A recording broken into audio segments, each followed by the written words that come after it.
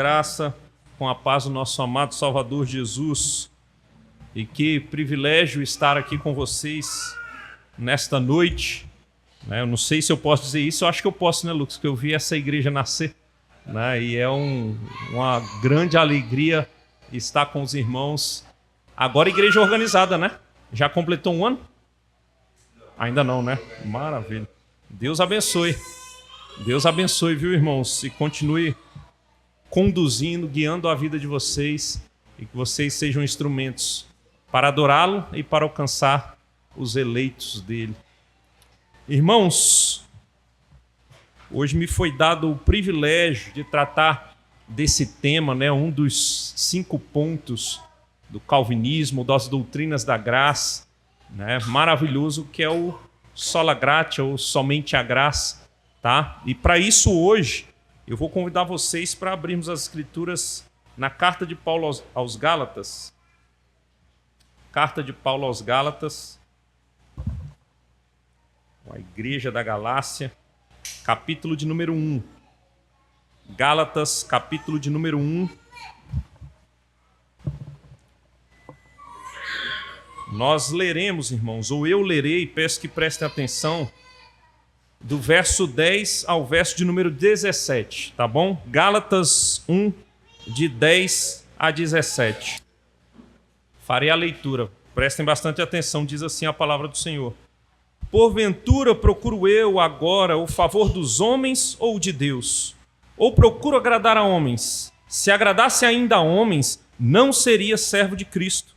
Faço-vos, porém, saber, irmãos, que o evangelho por mim anunciado não é segundo o homem, porque eu não o recebi nem o aprendi de homem algum, mas mediante revelação de Jesus Cristo, porque ouvistes qual foi o meu proceder outrora no judaísmo, como sobremaneira perseguia eu a igreja de Deus e a devastava.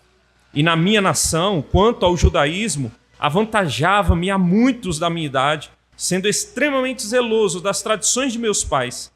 Quando, porém, ao que me separou antes de eu nascer e me chamou pela sua graça, aprouve revelar seu Filho em mim, para que eu o pregasse entre os gentios, sem detença. Não consultei carne e sangue, nem subi a Jerusalém para os que já eram apóstolos antes de mim, mas parti para as regiões da Arábia e voltei outra vez para Damasco. Amém. Oremos uma vez mais, irmãos.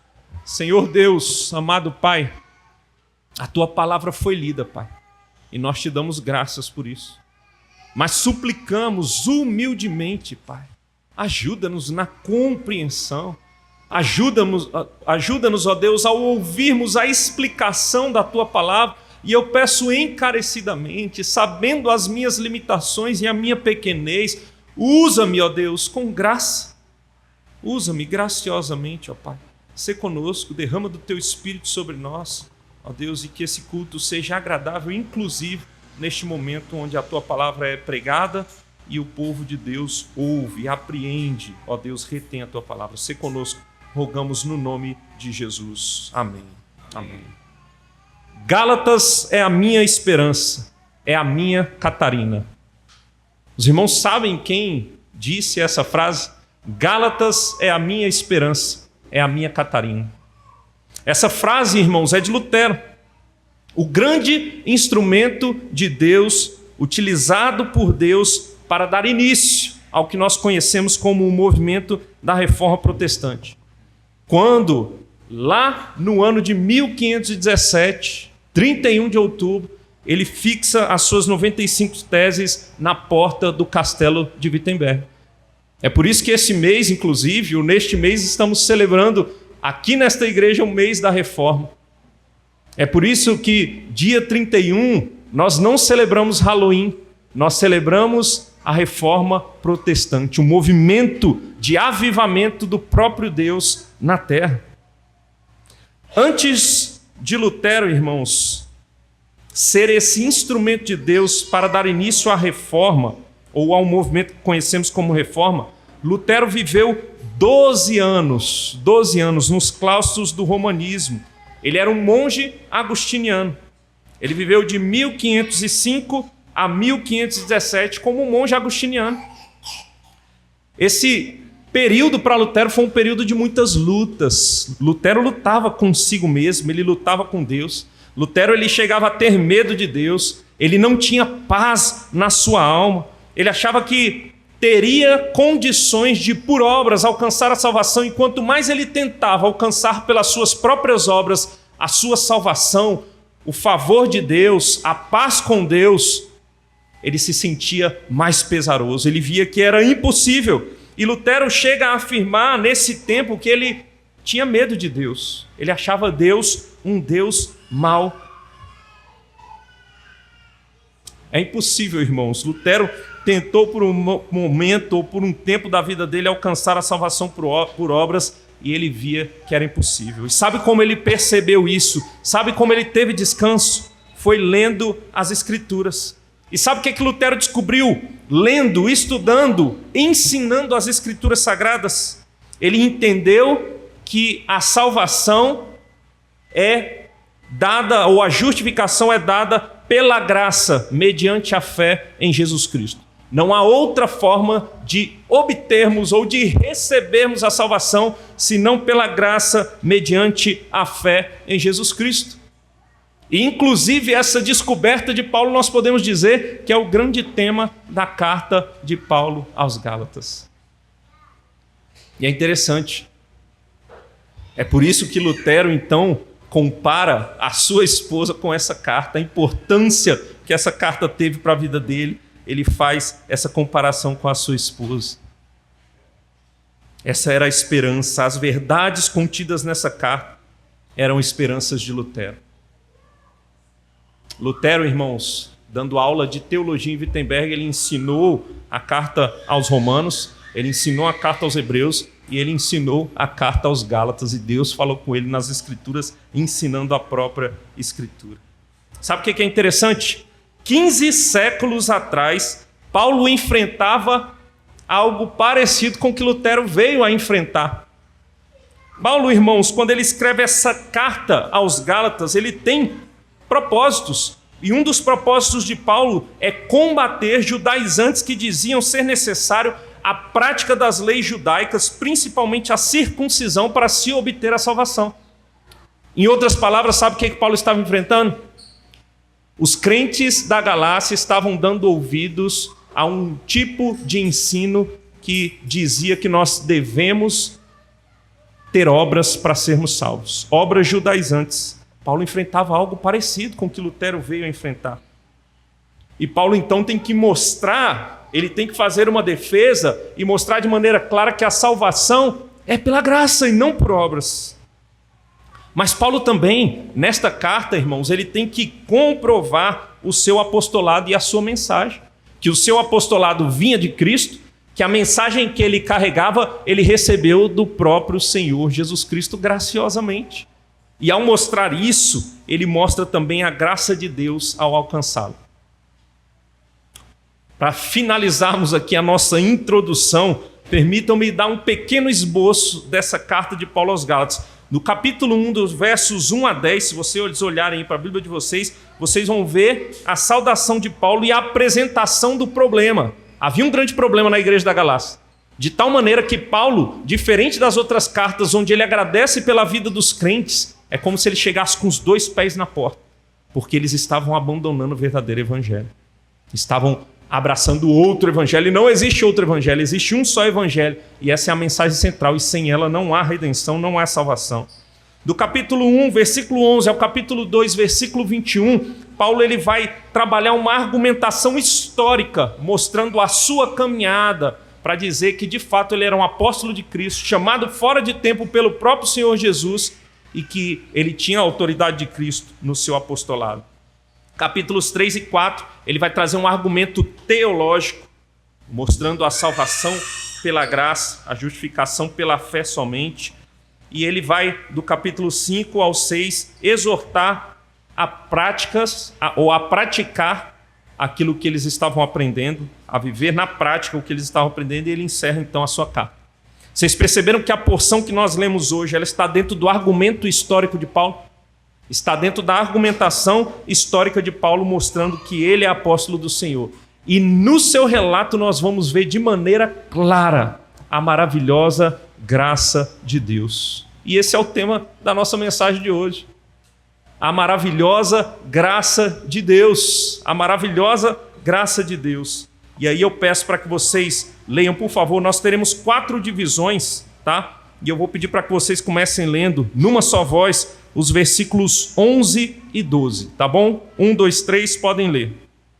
Faço-vos, porém, saber, irmãos, que o evangelho por mim anunciado não é segundo o homem, porque eu não recebi, nem o aprendi de homem algum, mas mediante revelação de Jesus Cristo. Amém, louvado seja Deus. Depois de dizer aos Gálatas, irmãos, que eles estavam abandonando o evangelho e confrontar grandemente, olha as palavras fortes de Paulo nos versos 8 e 9 do capítulo de número 1. Ele diz: mas ainda que nós, ou mesmo um anjo vindo do céu, vos pregue evangelho que vá além do que temos pregado, seja anátema, ou seja, seja maldito. Assim como já dissemos, e ele enfatiza, e agora repito, se alguém vos prega evangelho que vá além daquele que recebestes, seja maldito. É isso que estão fazendo no meio de vocês. Estão pregando o outro evangelho. Estão pregando um evangelho ou um evangelho entre aspas, que diz que a salvação é por obras. Então não creiam nisso. Aí ele diz: porventura procuro eu agora o favor dos homens ou de Deus? Ou procuro agradar a homens? Se agradasse ainda a homens, não seria servo de Cristo. E aí o verso que vocês leram: faço-vos, porém, saber, irmãos, que o evangelho, por mim anunciado, não é segundo o homem, porque não recebi nem o aprendi de homem algum. Paulo diz: vocês estão passando do evangelho, estão abandonando o evangelho, mas o evangelho que eu tenho, que eu anuncio, que eu aprendi, que eu professo, eu não o encontrei, eu recebi.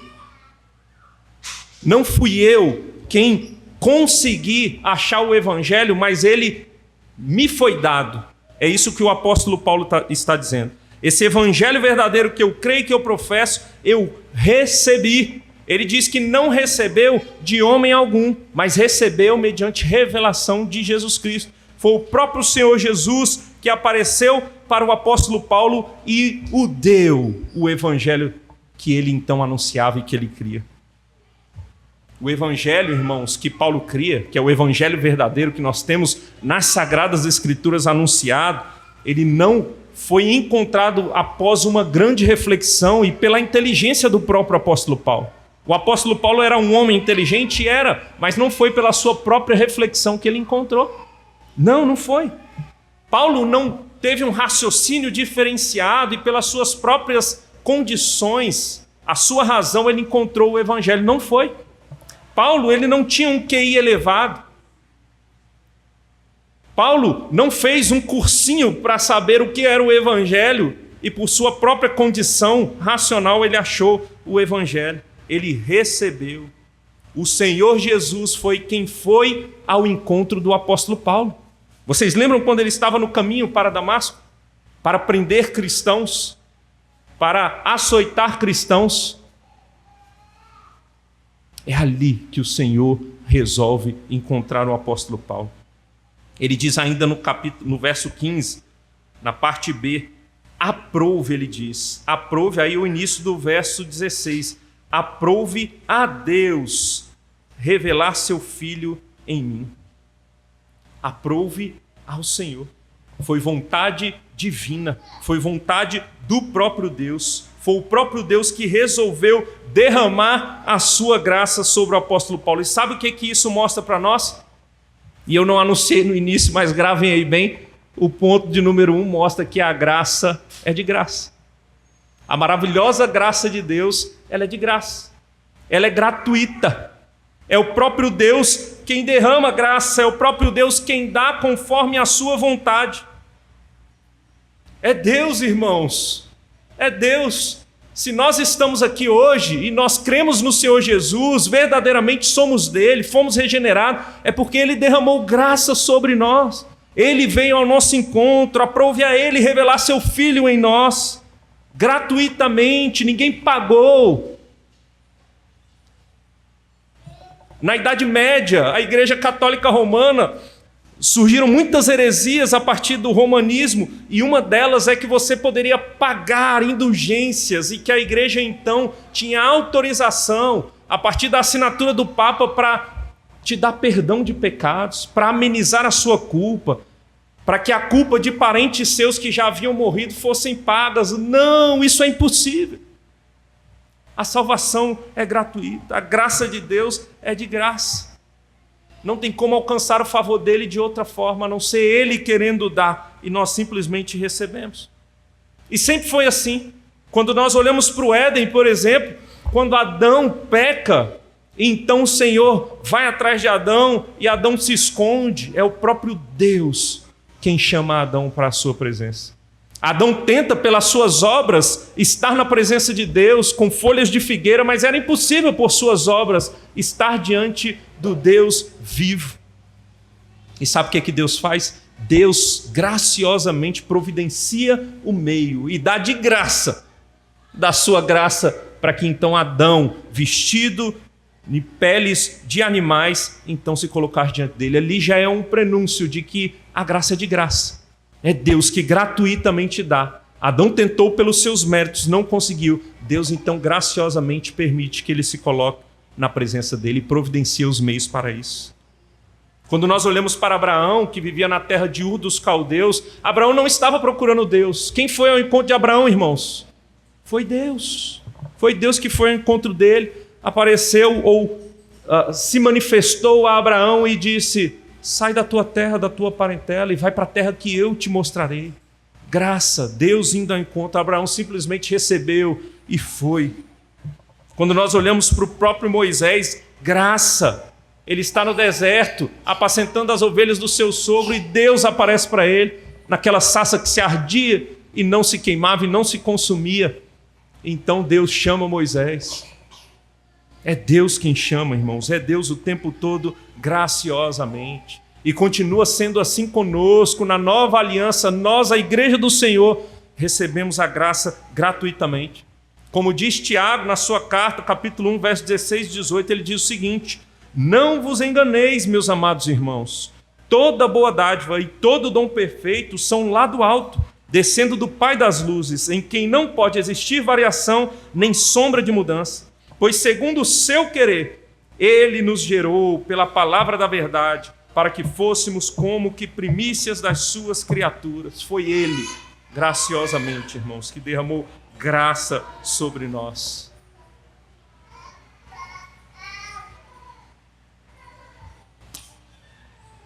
Eu fico pensando, e eu quero que vocês pensem aqui comigo. Eu sei que tem alguns irmãos aqui casados, muitas crianças inclusive. Mas pensem quando vocês que são casados, ou alguém que esteja aí namorando, ou outros casados há muito tempo, mas quando vocês encontraram o cônjuge de vocês, que ainda não era cônjuge, vocês, por algum motivo, se encantaram pelo cônjuge, né? Pelo parceiro. As mulheres talvez viram um homem extremamente decidido, responsável, um homem bonito, boa pinta, com uma boa conversa, e isso a atraiu. Fico imaginando o William, quando viu a Lídia, né? Talvez os olhos claros da Lídia encantaram o William, e o William então se apaixonou e ficou irresistivelmente quedado aos pés da Lídia. Algo aconteceu, não é verdade? E cada um aí talvez tenha o seu exemplo e aquilo que atraiu a você no seu cônjuge, no seu parceiro. Isso é natural. E de certa maneira, esses atributos do outro facilitam nós tomarmos a atitude de amar, ou querer amar, ou amar a ponto de falar: eu quero me unir a essa pessoa, não é verdade? Esses atributos, eles atraem, tornam mais fáceis. E o cultivo desses atributos, escutem os casados, viu? Ajudam para que o amor continue presente na relação. Agora pensem comigo. Alguém aqui já ouviu a história de alguém que, passando numa esquina, viu uma moça, um homem viu uma moça abandonada, jogada na esquina. E ele, mesmo sem se aproximar, sentia o seu mau cheiro. Ela com trapos, vestidas com trapos, roupas imundas, sujas, unhas sujas, magras, talvez utilizando algum entorpecente, e ali viciada naquele entorpecente, já banguela, sem os seus dentes, os que restavam todos cariados, os cabelos sujos, talvez caindo, a pele machucada, a pele desgastada pelo sol.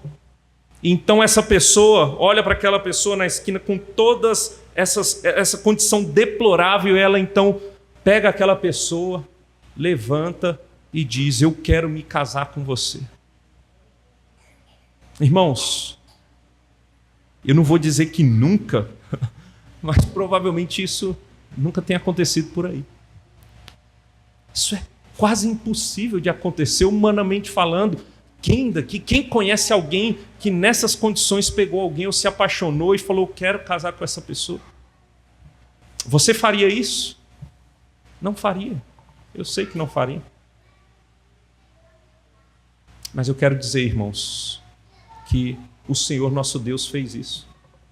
Quando Ele resolve vir ao nosso encontro e nos chamar para uma relação, para uma aliança, nós éramos essa moça. Nós éramos essa moça imunda que ninguém gostaria nem mesmo de se aproximar. Nós estávamos mortos nos nossos delitos e pecados, e Deus, que é um Deus santo, Ele deve punir o pecador. Ele não pode contemplar o mal. Ele deve punir o pecador por conta dos seus pecados, e Ele resolve ir a esse pecador graciosamente. Nada que aquele pecador fizesse, ele não tinha condições de atrair o favor de Deus, mas Deus graciosamente resolveu o entregar, dar da sua graça, estabelecer um relacionamento com esses que somos nós. Essa graça nos foi dada, não há mérito nenhum no mendigo que recebe algo. Ele simplesmente recebe, alguém o deu.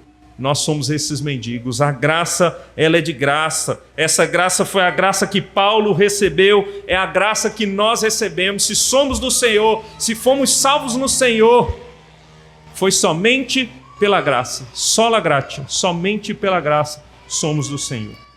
Mas o texto não para por aqui, irmãos. Convido vocês para continuarem no verso de número 12, que diz assim, olhem o verso 12 que diz: porque eu não recebi, nem o aprendi de homem algum, mas mediante revelação de Jesus Cristo. Sabe o que o texto está mostrando para nós? Que a maravilhosa graça de Deus, ela é reveladora. Além de ser de graça, ela é reveladora. O evangelho que Paulo recebeu, irmãos, ele está dizendo que foi mediante revelação de Jesus Cristo. Revelação, foi por meio de revelação. E sabe o que é interessante? Jesus, ele é tanto o revelador como aquele que é revelado. Quando o apóstolo Paulo tem um encontro com Jesus, quando Jesus vai ao encontro do apóstolo Paulo, Jesus é aquele que vai revelar algo. E sabe o que Jesus revela? A si mesmo. A si mesmo como seu Redentor, como Salvador deste homem que perseguia os cristãos, que perseguia o próprio Cristo, porque perseguia os do caminho. O verso 16a, dei um pulo aí para o 16a, diz assim, ó: aprove, o finalzinho, revelar seu Filho em mim. Revelar. Existe um bom comentarista, eu recomendo aí quem gosta de ler comentaristas, que se chama William Hendrickson, já falecido, mas ele comentou a carta aos Gálatas e ele diz que esse termo, revelar seu Filho em mim, faz referência à graça iluminadora do Senhor. Ele derrama essa graça, e quando essa graça salvadora alcança o coração do pecador que está cego e está nas trevas, as trevas são dissipadas e Deus ilumina a mente e o coração para que então as verdades do Evangelho sejam compreendidas. Essa graça é reveladora porque aquele que estava com um tapão nos olhos, como que com uma cortina diante dos seus olhos, essa cortina é aberta. Em outras palavras, o véu ele é rasgado, mas é um véu que está diante dos olhos, para que a glória do Senhor seja vista. Isso é por causa da graça do Senhor. Sem a graça do Senhor, nenhum teria condições de entender o Evangelho e crer no Evangelho. E essa graça, quando alcança o pecador, ela é iluminadora. Vocês lembram quem era Paulo? Nós vamos falar disso agorinha. Mas sem entrar nos detalhes, porque já entraremos no ponto de número 3, Paulo era um judeu, irmãos. E qual era a grande diferença de um judeu que cria nos ensinos judaizantes para um cristão? O judeu, ele aguardava a vinda do Messias, do prometido. Paulo, inclusive, perseguia os cristãos porque entendia que era uma seita que surgiu dentro do judaísmo, que blasfemavam, dizendo que aquele Jesus, o Nazareno, era o Messias. Mas ele era de fato, e Paulo não cria nisso, até que o Senhor Jesus encontra Paulo e tira a cegueira dos seus olhos, e ele vê Jesus, irmãos, como sendo o Messias, como sendo o Cristo, o prometido, e Paulo entende essa verdade. Se você crê verdadeiramente no Senhor Jesus, você sabe do que eu estou dizendo. Quando seus olhos foram abertos e você não cria no Senhor, e você não tinha esperança, ou colocava a esperança em outra coisa, seus olhos foram abertos e vocês entenderam, Jesus é o Salvador. Jesus é o Filho de Deus que veio a esse mundo. Jesus é aquele que sem pecado viveu nessa terra, não merecia a condenação, mas mesmo assim foi uma cruz para me substituir e pagar pelos meus pecados. Se você crê nessa verdade, a graça te alcançou e iluminou os seus olhos para que você cresça nessa verdade. Louvado seja Deus, irmãos. João 8,32, o Senhor Jesus falando a judeus que haviam crido nele, ele diz: e conhecereis a verdade vos libertará. Vocês conhecerão a verdade é Cristo, e quando ela se apresentar, a graça já vai estar sendo derramada e vocês vão ser libertados da escravidão, da cegueira que vocês vivem. É isso que acontece com todos os que creem. Quando Cristo se revela e derrama a graça, nós somos libertos de nós mesmos, somos libertos da nossa cegueira, somos libertos da nossa incapacidade de se voltar para o Senhor. Essa é a revelação graciosa de Deus, irmãos. E quando Deus derrama a sua graça, nossos olhos são abertos. Se você teve os olhos abertos e crê verdadeiramente, e a graça te alcançou, de fato, foi somente a graça. Sola gratia, somente a graça, a maravilhosa graça de Deus. Mas em terceiro lugar, irmãos, essa graça, além de ser de graça, além de ser reveladora, essa graça ela é transformadora. Olhem aí o texto, e é uma porção um pouco maior. A partir do verso 13, o apóstolo diz assim: porque ouvistes qual foi o meu proceder outrora no judaísmo, como sobremaneira perseguia eu a igreja de Deus e a devastava. E na minha nação, quanto ao judaísmo, avantajava-me a muitos da minha idade, sendo extremamente zeloso das tradições de meus pais. Irmãos, grifem na Bíblia de vocês essa conjunção adversativa. Quando, porém, ao que me separou antes de eu nascer e me chamou pela sua graça, aprouve revelar seu Filho em mim. Que maravilha, irmãos. Que verdade gloriosa. Que verdade gloriosa. O apóstolo Paulo, para quem ainda não conhecia o apóstolo Paulo, permita-me apresentá-lo antes de ser um apóstolo, antes de ser um cristão, antes de ter esse encontro e receber a graça do Senhor. Paulo, ele era um judeu, mas ele não era um simples judeu. Paulo, ele era um judeu, mas além de ser um judeu, ele era um perseguidor da igreja, perseguidor dos cristãos. E ele tinha a convicção de que perseguindo os cristãos, ele estava adorando e agradando a Deus. Ele era um devastador da igreja. O verbo aqui devastar, o devastador, traz a conotação de que Paulo perseguia a ponto de matar cristãos. E esses verbos, é interessante que eles estão no tempo imperfeito. O que isso quer dizer? O tempo imperfeito tem a qualidade de ação de linearidade, ou seja, essa era uma prática constante na vida de Paulo. Não é algo que ele fez uma vez. Ele não simplesmente consentiu na morte de Estevão, mas era uma prática do apóstolo Paulo. Ele avantajava-se quanto aos da sua idade dentro do judaísmo, porque ele era uma espécie de pioneiro perseguindo os cristãos. Ele abriu o caminho nessa perseguição, nesse pretenso zelo. Ele era zeloso, porque ele guardava cuidadosamente as tradições judaicas. É como se, diante da ideia de conseguir ou tentar a salvação pelas obras, Paulo era um grande exemplo, porque ele praticava as leis dentro do judaísmo de maneira mais elevada do que os seus compatriotas. Filipenses 3, versos 5 e 6, Paulo, também falando acerca do seu passado, ele diz: circuncidado ao 8º dia, da linhagem de Israel, da tribo de Benjamim, hebreu de hebreus, quanto à lei, fariseu, quanto ao zelo, perseguidor da igreja, quanto à justiça que há na lei, irrepreensível. Era assim que Paulo se considerava e consideravam ele dentro do judaísmo. Paulo estava dizendo aqui o argumento: se alguém tinha que de tirar algo para tirar vantagem dentro do judaísmo, eu era o cara. Era isso que ele estava dizendo aqui em Filipenses. Paulo, irmãos, ele teve aula com um grande rabino, Gamaliel, que era neto de um rabino muito famoso entre os judeus, chamado Hilel. Ele estudou, em outras palavras, na melhor escola de formação judaica. Ele tinha currículo, ele tinha pedigree. Ele era um erudito, ele era poliglota. Ele tinha uma cultura invejável entre os seus. Ele estava presente na morte de Estevão, o primeiro mártir cristão. Ele arrastava, em Atos nós vamos ver isso, e jogava homens e mulheres em prisões. Lucas diz em Atos 9, no texto que vai relatar a conversão de Paulo, verso 1, que ele respirava ameaças contra os discípulos de Cristo. A ideia também de respirar era algo constante, presente. É como se Paulo vivesse para isso, ele tomou isso como missão. Esse era o apóstolo Paulo antes de encontrar Cristo, antes de receber a graça. Paulo, irmãos, era o maior perseguidor daquele tempo da igreja.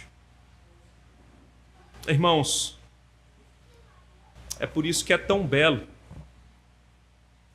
E perdoe-me, não consigo não me emocionar quando nós lemos o verso 15. Porque esse Saulo, esse Paulo, que perseguia os cristãos, que o texto vai dizer para nós, quando porém, irmãos, quando porém. Sabe quando você está elogiando alguém e tem uma conjunção adversativa, dá até arrepios, não é verdade? Você fala, agora ele vai meter o pau em mim. Agora eu estou perdido. Aqui é o contrário. Ele está relatando os podres dele e tem uma conjunção adversativa, tem um porém, tem um mas aqui. Quando, porém, irmãos, ao que me separou antes de eu nascer, diz o apóstolo Paulo, e me chamou pela sua graça, aprouve revelar seu Filho em mim. Porém, aprove a Deus revelar seu Filho em mim. Porém, aprove a Deus derramar a sua graça sobre a minha vida. E então Paulo é transformado, irmãos. Paulo é transformado do maior perseguidor para o maior missionário da igreja no primeiro século, e talvez o maior da história, depois do próprio Senhor Jesus Cristo. O maior missionário, plantador de igrejas. A graça do Senhor, ela é improvável e ela transforma o mais vil pecador. Não importa quem seja, quando a graça alcança o pecador, essa graça, irmãos, ela transforma. Se a graça te alcançou verdadeiramente, você foi transformado. Isso quer dizer que você já foi glorificado? Não, você está sendo santificado, mas você já não é mais o mesmo. Você já não é mais o mesmo. Inclusive, uma vida nova e santa é grande evidência de que a graça verdadeiramente foi derramada sobre a sua vida. A graça traz como resultado a transformação de vida. E eu diria que a transformação de vida é uma grande evidência de que a graça de fato alcançou o seu coração, essa graça que é transformadora. Talvez seja mais fácil, não que seja uma exclusividade, mas quem não nasceu num berço cristão, perceba muito bem na sua vida as práticas que foram transformadas. Coração, de dentro para fora, foi transformado. Os desejos, as inclinações, a alegria. Mas essa é uma realidade também para os que nasceram dentro de um lar cristão, porque em algum momento da vida a chave muda. É a graça do Senhor transformando de fato o coração. Há muitos que nasceram no lar cristão que iam para a igreja, quando mais novos, forçados pelos pais. Não tinham muito desejo e achavam um pouco legal, mas há aquele momento em que o evangelho salta aos olhos e então ele compreende e o coração dele é transformado, ele passa a ter prazer, desejo, inclusive de espalhar as boas novas para que outros conheçam. Essa graça transforma, irmãos. E permitam-me, eu ia deixar as aplicações de maneira mais contundente para o final, mas permitam fazer uma aplicação aqui, missionária, evangelística. Não tenha medo de pregar o evangelho absolutamente a ninguém.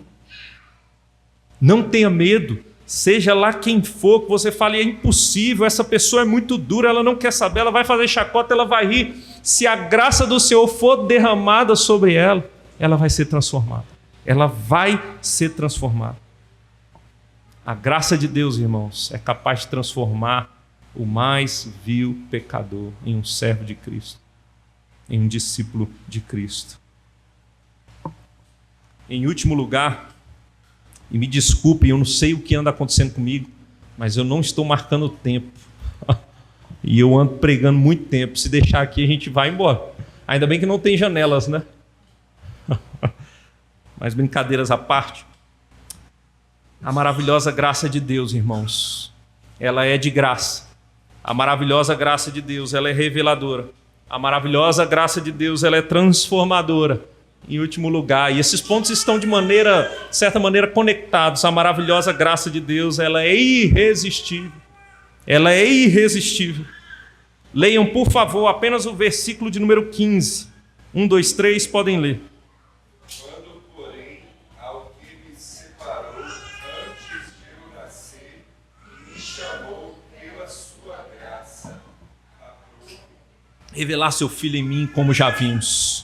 E aí o apóstolo Paulo ainda diz, para que eu pregasse entre os gentios sem detença, não consultei carne e sangue, nem subi a Jerusalém para os que já eram apóstolos antes de mim, mas parti para as regiões da Arábia e voltei outra vez para Damasco. Paulo mostrando que não teve contato e o evangelho não foi recebido pelos apóstolos em Jerusalém, mas que de fato foi o Senhor quem o deu, quem se revelou a ele. Mas o ponto aqui é o seguinte, irmãos, verso 15. Paulo diz, quando porém ao que me separou, e aqui eu quero que vocês percebam um destaque, ele diz, ao que me separou, e esse verbo aqui, separou, pode significar selecionou, consagrou, elegeu ou escolheu, ou seja, quanto ao que me escolheu antes de eu nascer, Paulo ainda não era nascido, e ele já havia sido escolhido pelo Senhor. Isso é ou não é graça? Deus já sabendo do coração, da condição natural do ser humano, inclusive do apóstolo Paulo, sabendo das atrocidades que ele cometeria, Paulo é eleito, é escolhido pelo próprio Deus antes mesmo de Paulo nascer. E na fala, ou na linguagem do próprio apóstolo Paulo, quando escreve aos Efésios, capítulo 1, versos 3 e 4, Deus o elegeu antes da fundação do mundo. Cada um de nós que somos do Senhor, fomos eleitos desde antes da fundação do mundo. Vocês percebem que não é por mérito de maneira alguma. Não havia nada que tivéssemos feito. Não havia nada que pudéssemos fazer, porque não tínhamos condições de fazer por nós mesmos, mas Deus resolveu eleger Paulo e eleger o seu povo antes mesmo da fundação do mundo. E aí que vem o detalhe, esses que foram eleitos, esses são do Senhor porque Ele escolheu. E em um determinado momento da sua história, da sua vida, Deus vai agir nos seus corações, chamando eles de maneira irresistível. É o que nós chamamos de chamada eficaz na teologia. Ele chama eficazmente. Quando Deus chama, e olha aí o texto do verso 15, ele diz: quando, porém, ao que me separou antes de eu nascer, e me chamou, me vocacionou, a sua voz foi ecoada, a sua voz chegou aos meus ouvidos, pela sua graça. O chamado de Deus, ele é um ato da graça de Deus. E quando de fato o chamado é um chamado gracioso, e é um chamado resultado da graça de Deus, ele é irresistível. A voz de Deus para os eleitos de Deus, quando Deus assim quer e derrama graça sobre eles, ela é irresistível. Não há como resistir. Não há como resistir ao Espírito Santo. Quem somos nós para dar conta de resistir ao Espírito Santo? Quando ele vem, ele chama, ele revela, ele transforma o nosso coração, ele dá novas afeições, ele dá novas emoções, ele dá novos deleites e desejos, e o maior deles é pelo próprio Senhor, que é descortinado diante de nós e irresistivelmente passamos a ser dele, a segui-lo. Nos voltamos para ele. O Senhor Jesus, em João 10, 27, é registrado que ele diz o seguinte: as minhas ovelhas ouvem a minha voz, eu as conheço e elas me seguem. Quando a voz do bom pastor ecoa naqueles que são eleitos, nos que são ovelha do Senhor, eles seguem, eles dão ouvidos ao chamado, irresistivelmente seguem. João 6,37, o Senhor Jesus diz: todo aquele que o Pai me dá, esse virá. Vocês percebem? Virá. Não é que existe uma possibilidade. Todos que o Pai me dá, eu vou chamar. E pode ser que eles venham ou não. Pode ser que eles tenham ouvido. Eles virão. Eles virão. Vocês já viram aqueles desenhos animados? E às vezes tem alguém fazendo uma comida muito saborosa e o cheiro da comida, ele vai parar nas narinas, né, de um dos personagens, né? Pensa aí no Pica-Pau, por exemplo. E ele então irresistivelmente, ele chega a levitar. Ele não tem mais nem vontades próprias, ele vai para onde o cheiro está o levando. É mais ou menos isso que acontece, irmãos. Na linguagem de Agostinho, quando ele respirou o cheiro do Senhor, ele respirou e foi tomado. Ele respirou e quis mais e mais. Na linguagem de Agostinho, quando a luz do Senhor brilhou, os seus olhos se abriram e ele passou a enxergar e ele quis seguir o Senhor. Quando o toque do Senhor o encontrou e ele tocou, ele não resistiu e ele passa então a seguir, se dobra diante do Senhor. Essa graça alcança o coração irresistivelmente, irmãos, irresistivelmente. E nós então nos curvamos diante do nosso Senhor, que nos transforma de dentro para fora. Então nós agora passamos a ser dele. Louvado seja Deus. Isso mostra mais uma vez que a salvação é somente pela graça.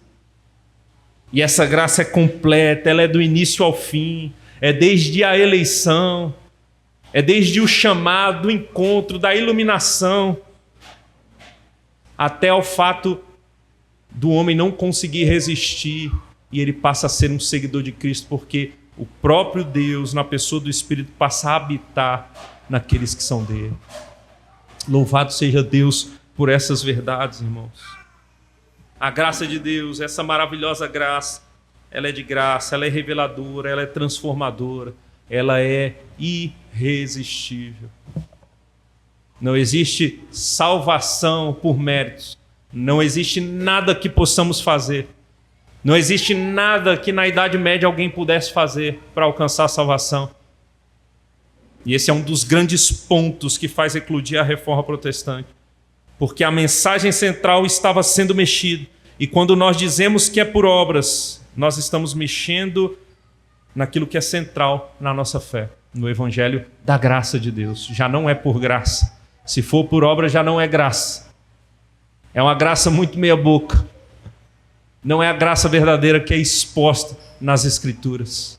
Por isso, temos que entender que a salvação é somente pela graça, não por méritos, E eu finalizo com algumas aplicações, irmãos, para nós.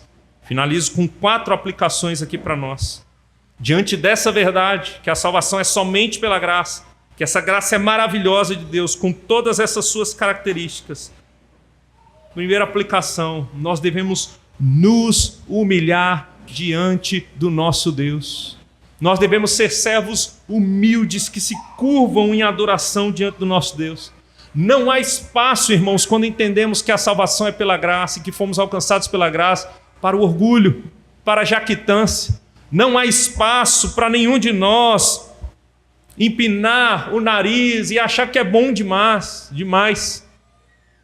E sabe que talvez esse seja um dos maiores equívocos de muitos de nós, de tradição reformada. E é interessante porque se você for para a soteriologia reformada, que mostra que a salvação é somente pela graça, não há espaço para jactância, para orgulho, para soberba.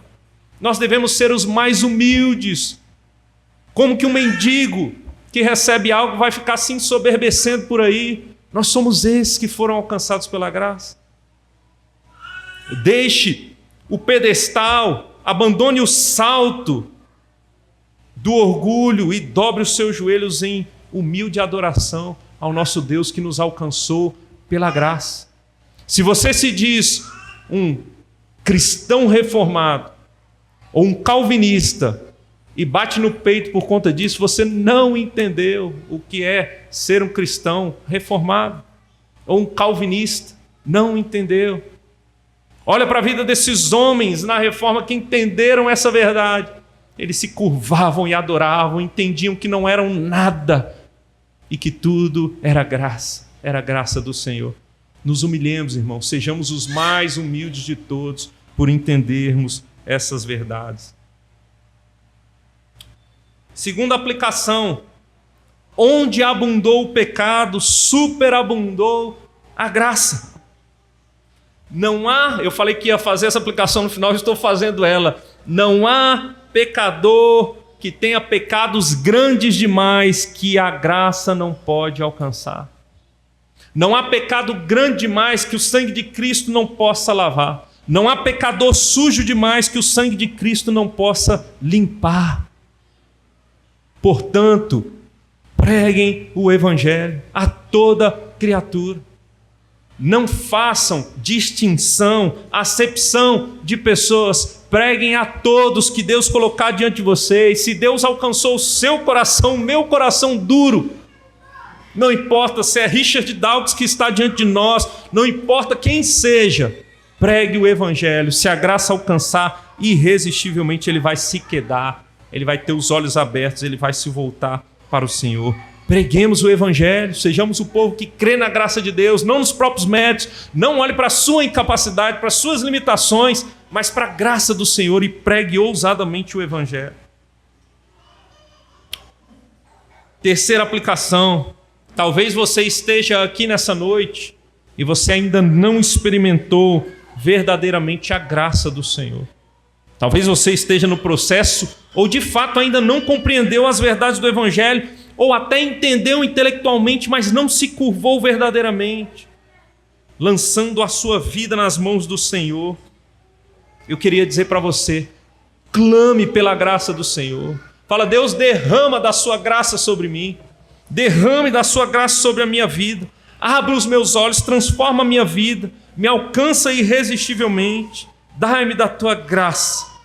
E se você então tiver esse desejo, estiver fazendo essa oração ou for fazer essa oração, pode ser um grande sinal de que a graça já foi derramada na sua vida ou está sendo derramada na sua vida. Eu paro nesta aplicação para que nós não nos alonguemos mais, porque eu não marquei o tempo. Teria mais uma, mas paremos por aqui, irmãos.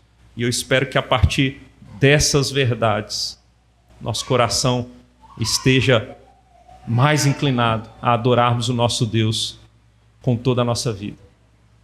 Ou melhor, finalizo com essa aplicação. Se você entende que foi alcançado pela graça, foi graça, não méritos, você pode adorar de maneira pura o Senhor. Ter uma gratidão imensa ao Senhor, porque você sabe que se não fosse Ele, você não estaria aqui. você não pertenceria a Ele. Você não teria uma herança maravilhosa, garantida nas regiões celestiais. Você não teria, porque você então entendeu que foi por graça que Ele enviou o seu Filho, e o seu Filho conquistou para você essa herança, te fez filho por adoção.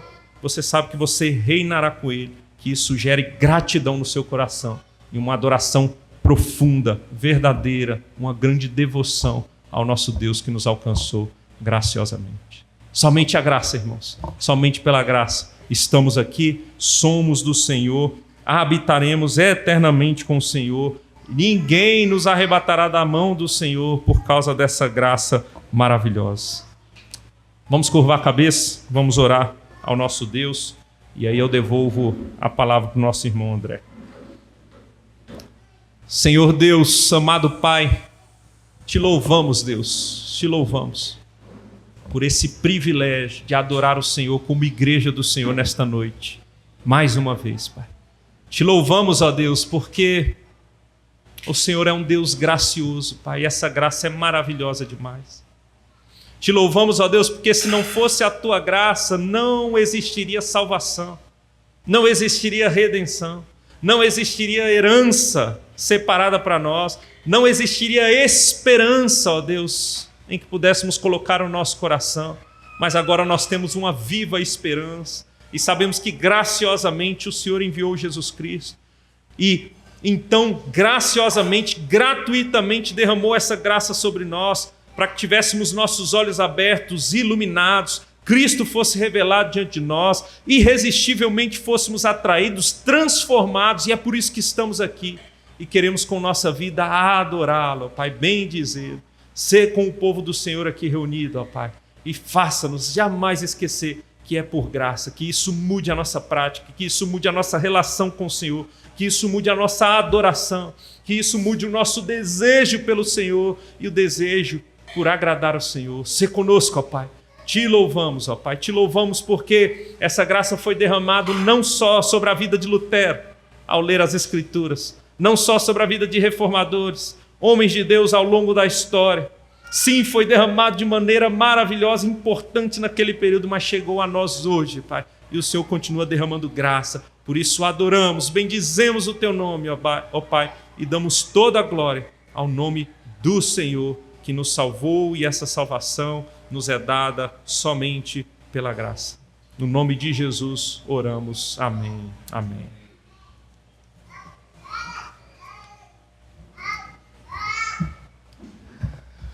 Glória a Deus por essa mensagem.